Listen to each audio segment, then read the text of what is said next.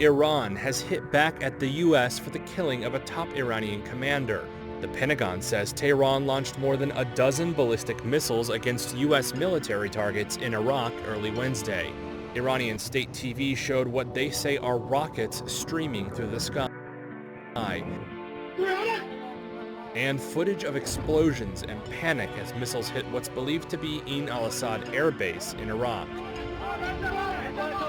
The base hosts U.S. and coalition forces.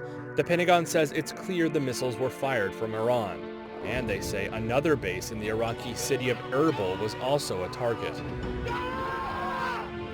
Iran's Islamic Revolutionary Guard confirmed the missiles were retaliation for last week's U.S. drone strike on Qasem Soleimani. In a statement, they also advised the U.S. to pull troops out of the region to avoid more deaths. The launches came just hours after Soleimani's funeral, whose killing had raised fears of a wider war in the Middle East. U.S. officials say President Donald Trump has been briefed on the attacks and is monitoring the situation. Hours earlier, he'd said the U.S. was ready for Iranian action. We're prepared. We're totally prepared. And likewise, we're prepared to attack if we have to, as retribution. Soon after Wednesday's pre-dawn strikes, an Iranian official posted his country's flag on Twitter. That mirrored a tweet from Trump, who had posted the American flag shortly after Soleimani's death. Prior to the launches, Trump's defense chief Mark Esper said the U.S. military was ready for whatever comes next. A Boeing 737 plane carrying 180 passengers and crew crashed shortly after takeoff from Imam Khomeini Airport in Tehran early Wednesday local time, Iran's semi-official news agency ISNA reported. Most passengers on board the Ukraine International Airlines flight died, said Hossein Kolayban, head of Iran's emergency medical services. Emergency crews have been dispatched to the crash site but cannot assist because the area is currently ablaze, Kolayban said on IRINN, a state-run media outlet.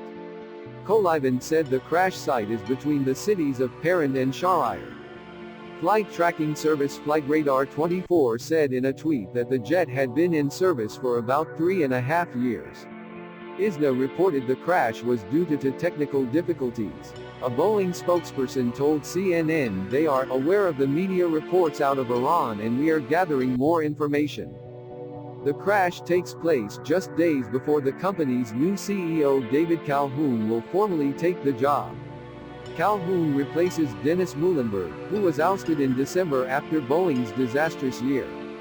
The American aviation giant is still reeling from the aftermath of two 737 MAX crashes, which killed 346 people.